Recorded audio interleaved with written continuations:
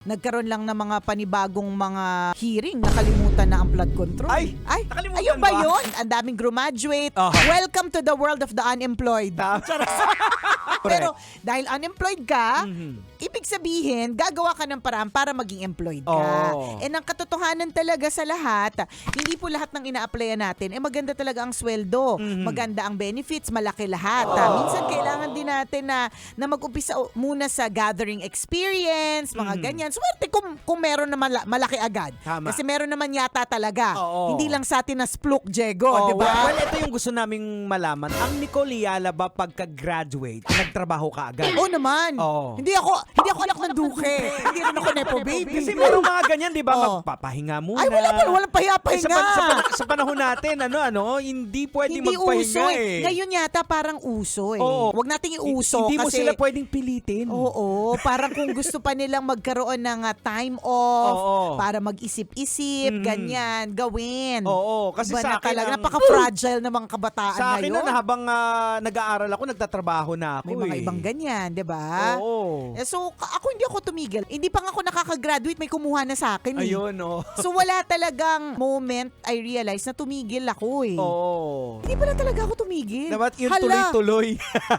it's not a bad thing. Yes, oo. Kaya nga siguro kapag may pagkakataon na magpahinga, may pagkakataon na rumampa, ginagawa ko. Kasi Oo. totoo nga naman yung sagot sa tanong mo. And ito, itanong din natin sa ating mga sarili yung ilang taon na po nagtatrabaho, di ba? Paka-graduate po ba? Nagpahinga po ba kayo? Yan, oo. O nagdire-diretso po ba kayo? Yan, sa tingin ko sa generation natin, normal yung ganyang setup. Kasi una nakita natin yung sitwasyon ng pamilya natin, ng mga Yan, magulang natin. Na correct. gusto natin makatulong kaagad. True. Oo, Gusto natin na gumaan-gaan ang kanilang buhay. Oo, pero yung mga generation ngayon, yung parang... hindi naman natin nalalahat Oo. Nababalitaan lang namin. Oo, marami na magpapahinga daw muna. Yun. Discover themselves. Tapos nagagalit sila pag sabihin na, uy, tumulong ka naman. Ay, bakit obligasyon ko ba yun? Ayan, diba? Totoo naman.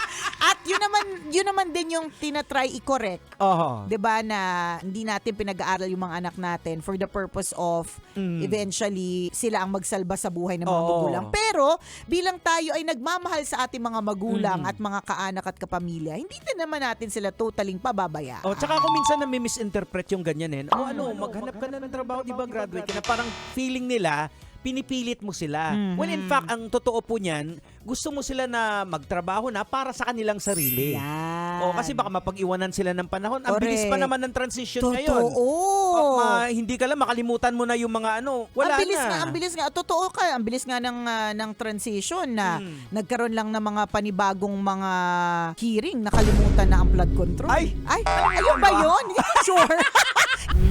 Sarap manood ng radyo, no? Ginawa mo na talagang bisyo ang panonood sa amin, no? Umabot ka na rito eh. Huy!